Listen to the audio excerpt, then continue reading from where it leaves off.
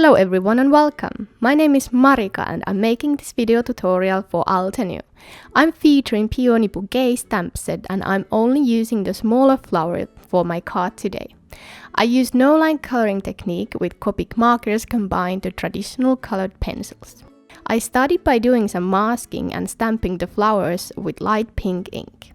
I used Altenew Frosty Pink ink, but any light ink will do.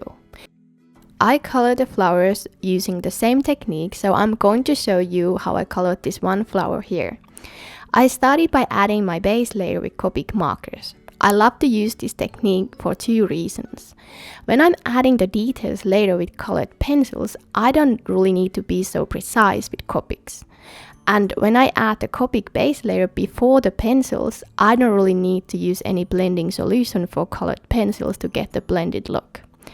When adding my base layer to my image, I loosely define my shadowed areas and add more darker hues there where I think the most of the shadows will be. If you think of a flower petal, they are always a bit curved and they have a little bumps and holes and stuff like that. So to make your petal to look more realistic, you may want to add some variation to your petal. One easy tip is to add darker spots and lines that will serve as folds in your petals. If you want to color a hole, just add a darker spot. It will look like there is a hole in your image since the hole will be in the shadow, so it will be darker. The same idea goes with coloring a petal. If you want to color a fold, the most deepest part in the fold, the part that is the furthest away from you, will be the darkest since that part will cast the most of the shadow. If you add these to your petals, you can make any stamped flower to look a bit different from each other, and that will make your card look more realistic, since every flower in the nature is one of a kind. After I have put down my base layer, I will proceed and add details with colored pencils. Any colored pencils will probably do for this technique. I use Faber-Castell polychroma pencils. They are great for this technique since they blend very well by their own and they are quite opaque colored pencils. They also are very fine quality, which means I can sharpen them very sharp and the lead really don't break that much, which makes these kind of fine details easy to add to your image. I don't mind my pencil lines to show at this point, since I kinda like the texture it adds to the flower. If you are bothered by the pencil lines, you can always blend them, for example with mineral spirits. What I also like to do with my pencils is to add contrast and sharpen my edges. When you make some of your edges very sharp and add a very high contrast, that will make your image to be in focus. Also, to create the shape of your flower or shape of the petal, try to add your pencil lines with the shape of your petal. For instance, if you're coloring a ball, you want to add your shading with curved lines, not straight lines, to be able to create the shape of a ball. The same idea goes with flower petals. If your petal is curved to some direction, which they usually are, use curved lines to that direction. Now I will allow you to enjoy the coloring part and I'll be back when I'm finished coloring.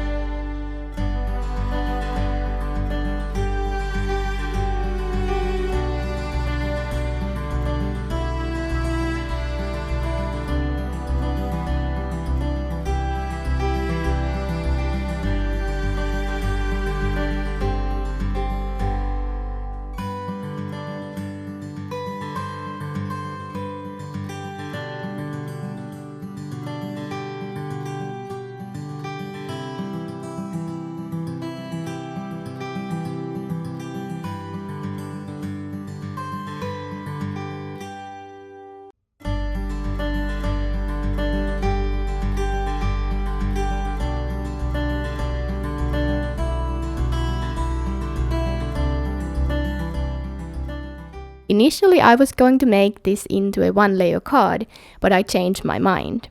I cut out a string of flowers with my scissors, leaving a fine white border to add some contrast and to make it easier to cut. I cut 2 pieces of cardstock. This white wood grain textured cardstock is from Altenew and it will be released in a couple of weeks. Similar one with very beautiful brown color is already in sale and it is called wood grain bark cardstock. I used my anti-static powder tool to erase the static from the cardstock and stamped the sentiment from birthday greetings set with black pigment ink. Then I added clear dual embossing powder and heat set the powder until it melted.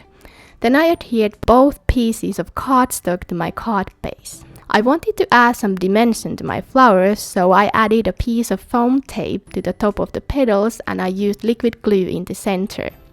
I think it added a kinda cool looking effect. I really loved how this turned out. To add some final touch, I added sequins and water droplets to give this card a bit of shine and sparkle.